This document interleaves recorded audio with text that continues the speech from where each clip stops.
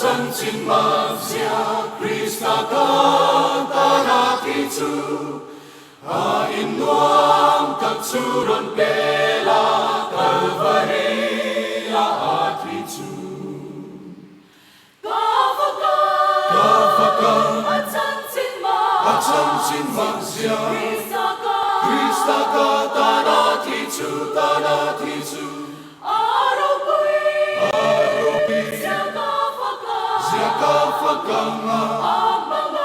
Amamay ro pui zia chu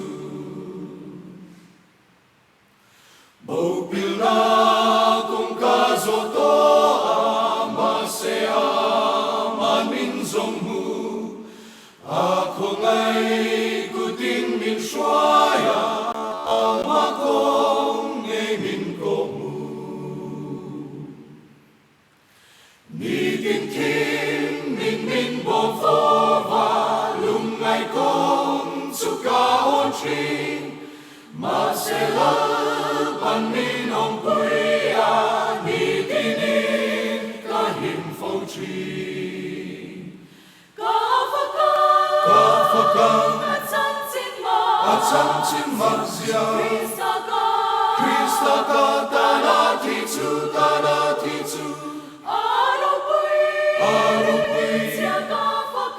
Zia ka fa ka nga Amamay ro pui zia chu Amamay ro pui zia chu